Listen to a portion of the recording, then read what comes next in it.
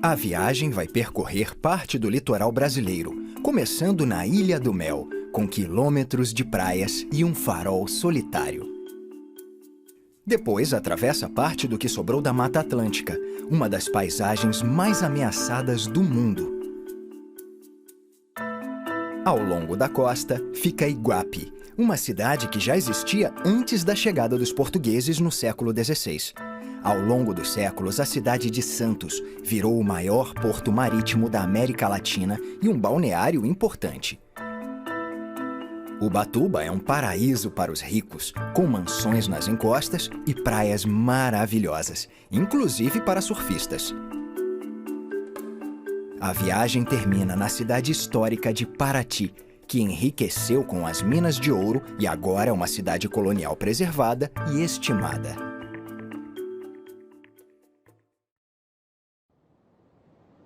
Na entrada da Baía de Paranaguá, onde ela encontra com o Oceano Atlântico, fica a Ilha do Mel, com quilômetros de praias e trilhas pitorescas. Além do fato de ser isolada, a ilha é um paraíso para turistas. O acesso é feito de barco e limitado a 5.000 pessoas na ilha em qualquer período. E isso contribui para o encanto. A parte norte é uma reserva ecológica, um lugar perfeito para aventureiros. A parte sul é salpicada de vilarejos acompanhados apenas pelas ondas suaves. No extremo norte da ilha existe um farol solitário que auxilia a passagem de navios pelo litoral atlântico desde 1872.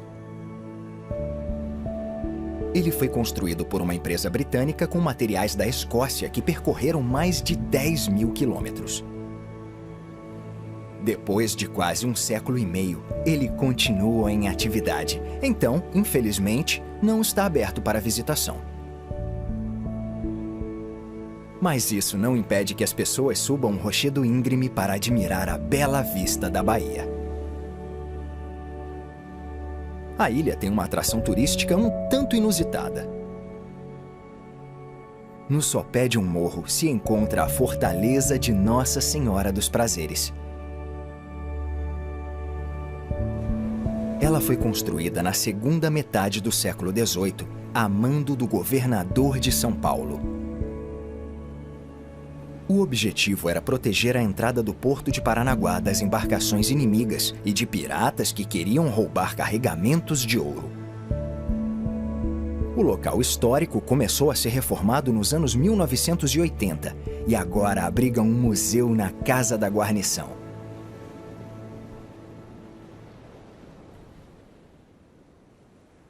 Uma das praias mais intocadas e desertas do Brasil se estende por 7 quilômetros de litoral. É um patrimônio mundial da Unesco e pertence ao Parque Nacional do Superagui.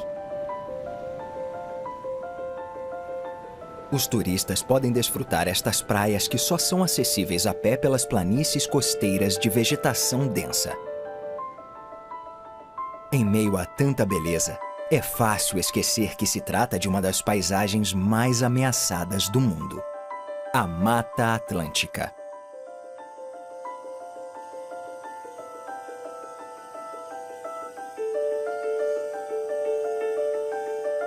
É uma das florestas mais diversificadas do planeta e já cobriu mais de 130 milhões de hectares.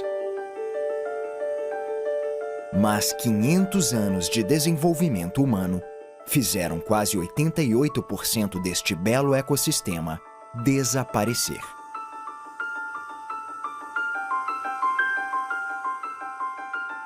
A Mata Atlântica compreende uma série de ecossistemas que há tempos estão isolados de uma vizinha maior e mais famosa: a Floresta Amazônica. Esta complexa rede de estuários de água salgada é considerada um dos principais locais de procriação de espécies marinhas no Atlântico Sul.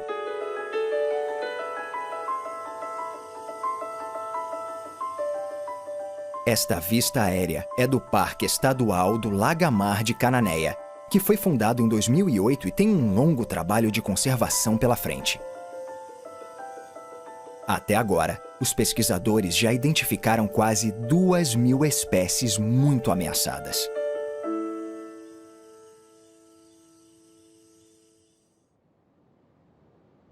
Ao leste do parque, numa ilha de lagoa, fica a antiga cidade de Cananéia.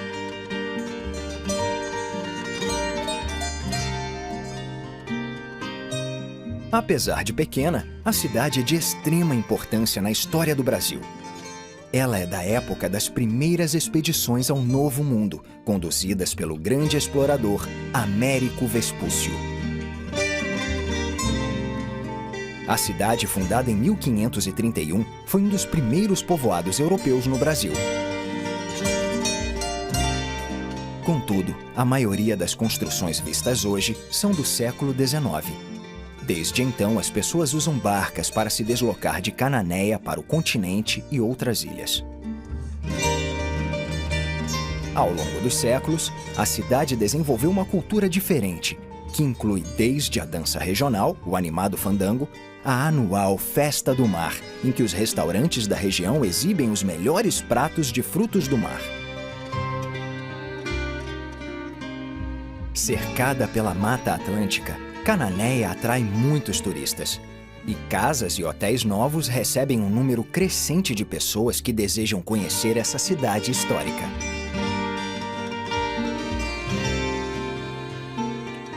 No delta do rio Ribeira de Iguape, protegida do Oceano Atlântico pela Ilha Comprida, está a cidade de Iguape, uma das mais antigas do Brasil. É possível que ela tenha sido fundada antes da chegada dos portugueses ao país em 1500. Também foi um dos poucos lugares da costa de São Paulo a manter a arquitetura colonial do século XVII. O vilarejo surgiu na época da Corrida do Ouro, que trouxe muita riqueza e muitos caçadores de tesouros para este local tranquilo.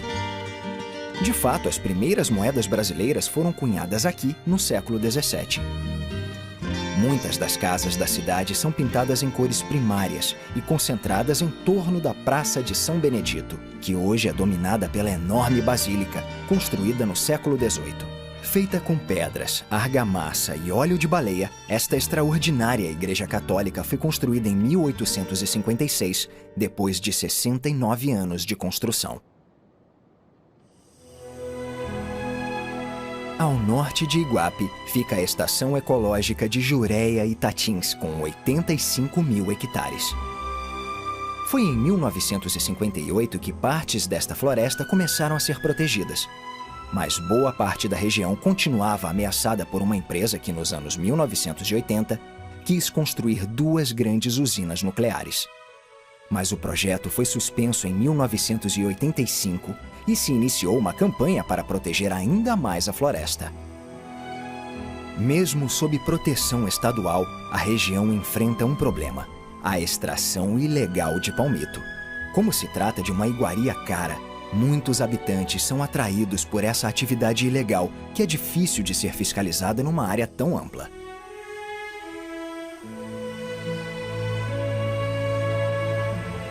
Uma das regiões mais bem conservadas da Mata Atlântica é a Estação Ecológica de Jureia e Tatins.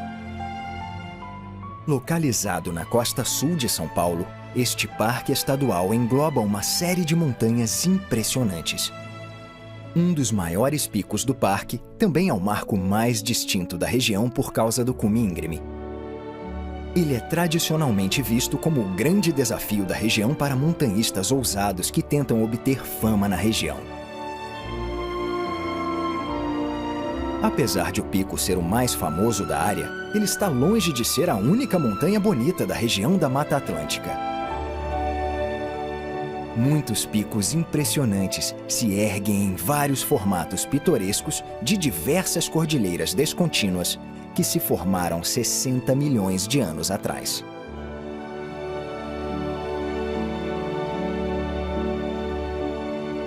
Após a densa floresta, a jornada segue para a costa e sobrevoa uma longa faixa de cidades balneárias. A primeira delas é Peruíbe. Em Tupi, a língua nativa das tribos da região, Peruíbe quer dizer Rio dos Tubarões. Apesar do nome sombrio, a cidade é um destino moderno e popular para turistas que buscam uma mistura singular entre o luxo urbano e as paisagens rústicas em uma das praias mais extensas e imaculadas do estado de São Paulo.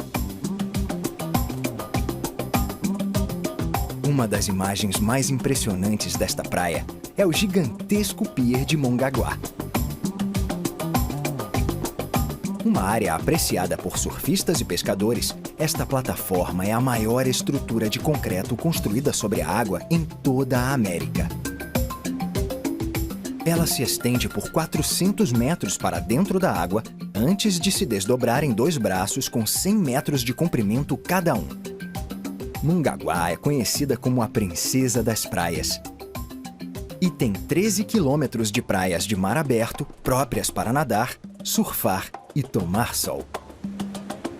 O distrito de Solemar fica em Praia Grande, um dos 15 municípios de São Paulo considerados spas. Outro resort popular é Vila Caiçara, que além das lindas praias, oferece toda e qualquer atividade aquática que um viajante poderia desejar.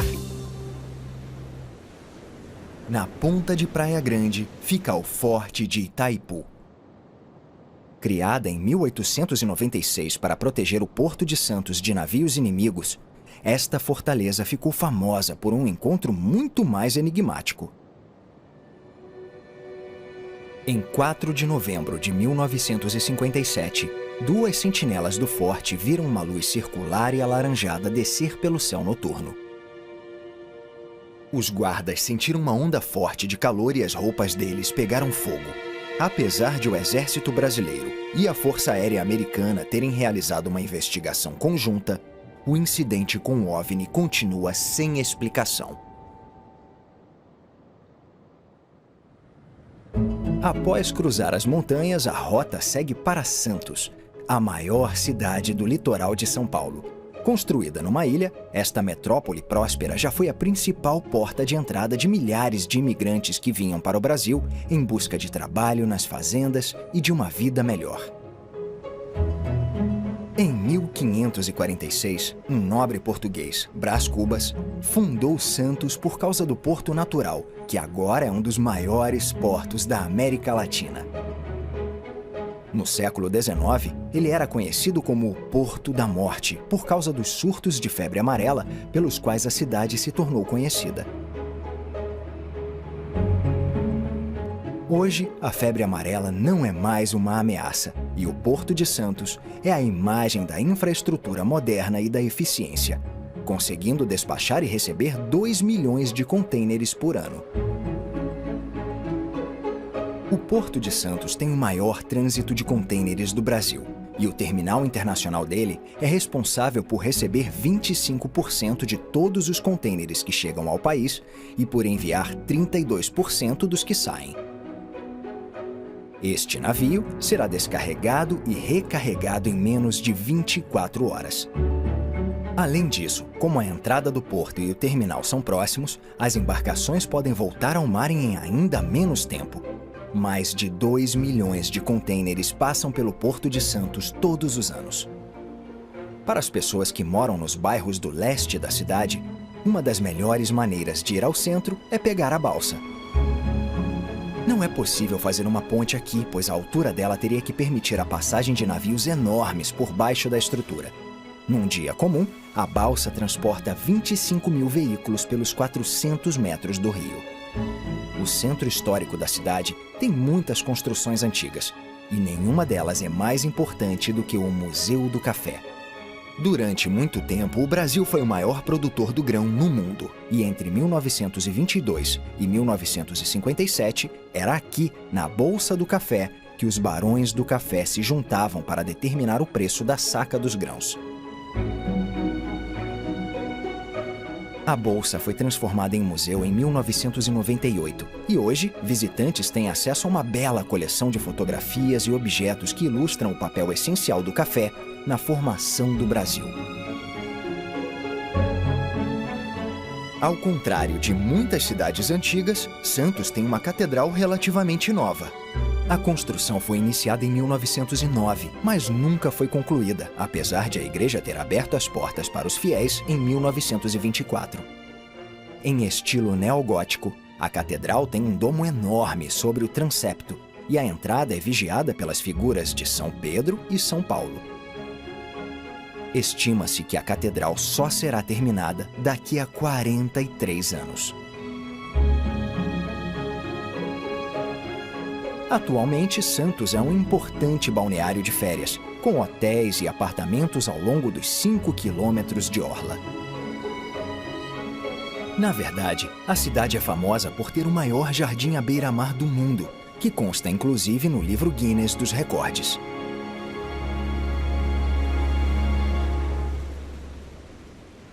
A viagem deixa Santos e segue para a popular cidade de Bertioga.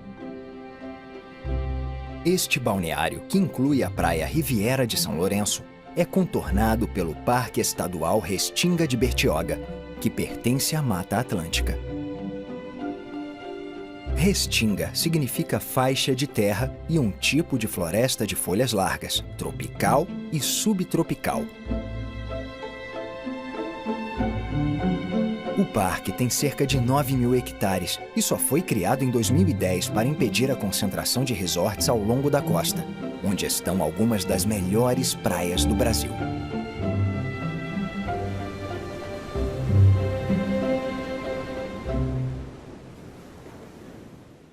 A 100 quilômetros ao longo da costa está o arquipélago de Ilhabela, ao largo do continente. Batizada oficialmente de Ilha de São Sebastião, Ilhabela tem pouco menos de 30.000 residentes permanentes. Mas é um destino tão popular que durante os meses de verão a população mais do que triplica. Um local propício para velejar, a cidade organiza várias regatas. Além disso, é um paraíso para mergulhadores, já que 50 navios naufragados cobrem o solo marinho que cerca a ilha. Com picos vulcânicos, lindas praias e florestas tropicais com mais de 360 cachoeiras, o nome Ilhabela parece apropriado para a região.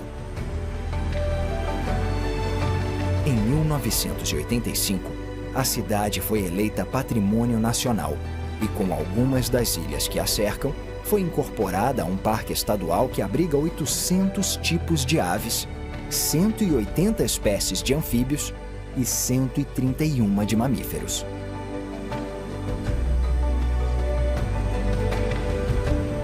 No lado leste da ilha fica a maior das 41 praias de Ilhabela, a Praia de Castelhanos. Uma das praias mais reservadas e bonitas da região, ela só pode ser acessada por barco ou através de uma longa trilha pela floresta. Mas para os surfistas, o esforço vale a pena. As maiores ondas da ilha estão aqui.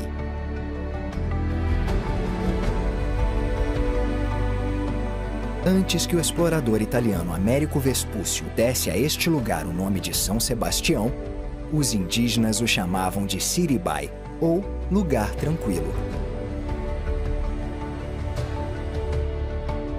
A viagem chega à Ilha Anchieta, também conhecida como Ilha dos Porcos ou Ilha do Diabo. Esta paisagem maravilhosa preserva a história natural e um segredo sinistro.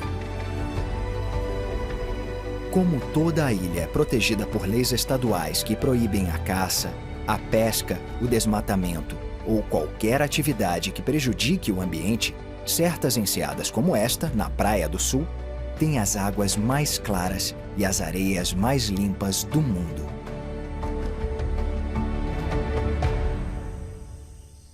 No entanto, em meio à beleza serena da ilha, existe um segredo obscuro. Foi aqui que, em 1952, ocorreu a pior rebelião da história do sistema penal brasileiro. Um grupo de prisioneiros bem organizado, que incluía alguns dos piores criminosos da América do Sul, matou o diretor e mais de uma dezena de guardas da prisão de Anchieta antes de tomar armas e munições do depósito e fugir da ilha em barcos. Liderados por um assassino de 22 anos conhecido como Diabo Louro, 388 prisioneiros chegaram ao continente, aterrorizando as cidades vizinhas. A polícia e o exército brasileiros fizeram a maior busca já realizada na história do país. E no fim, quase todos os prisioneiros foram recapturados ou mortos. O número de mortos passou de 100. Pouco depois do incidente, a prisão e a ilha foram abandonadas. Nas praias em que os prisioneiros de Anchieta aportaram, hoje fica Ubatuba, uma linda península disposta sobre o cenário da Serra do Mar.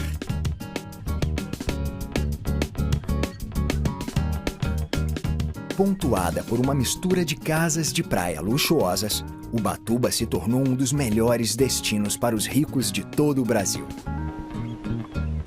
Uma semana em uma destas casas pode custar cerca de US$ 10.000, mas a vista que elas proporcionam é considerada inestimável. Situada sobre o Trópico de Capricórnio, Ubatuba é um dos balneários de melhor clima do estado de São Paulo e recebe mais de 500 mil visitantes apenas nos meses de abril e maio. Com praias douradas sobre um mar iluminado, é fácil perceber por que tantos turistas se acumulam nesse paraíso oceânico. E para quem vem ao Brasil à procura de ondas, não há lugar melhor. Ubatuba é considerada a capital do surf do estado de São Paulo.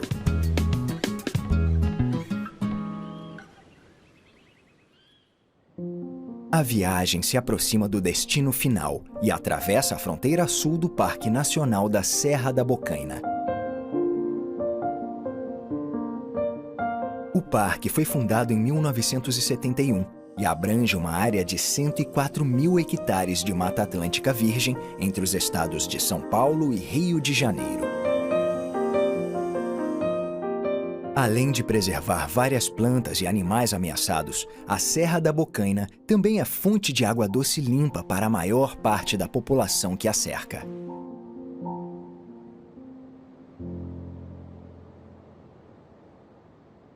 Do outro lado da serra fica a cidade colonial portuguesa de Paraty, incrivelmente preservada.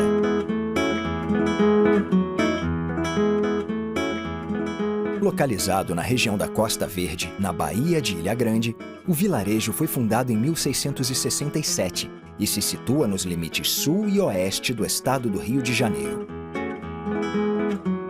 Quando as maiores minas de ouro do mundo foram descobertas nas montanhas do Brasil em 1696, Paraty começou a servir como porto de exportação do metal precioso para o Rio de Janeiro e depois para Portugal. Por causa disso, a cidade se tornou um sucesso comercial e os vários moradores ricos dela construíram belas casas e igrejas. No entanto, os dias de glória de Paraty não duraram muito. Depois da década de 1720, o ouro começou a rarear e Paraty entrou em declínio. No século XIX, a economia local voltou a crescer com a explosão do café. Mas foi depois que o estado do Rio construiu uma estrada até a cidade, nos anos 1960, que a nova era do turismo começou. Por causa do lento declínio nos últimos 2 séculos, a maior parte da arquitetura colonial de Paraty foi mantida. Hoje, apenas visitantes a pé e de bicicleta podem passear pelas famosas ruas de pedra do centro histórico. Veículos motorizados só são permitidos às quartas-feiras e apenas para fazer entregas. Mas ainda é comum ver charretes circulando na cidade. Agora, Paraty voltou a fazer sucesso e é um pedaço fascinante da história colonial escondido na costa brasileira. É o lugar perfeito para encerrar esta jornada.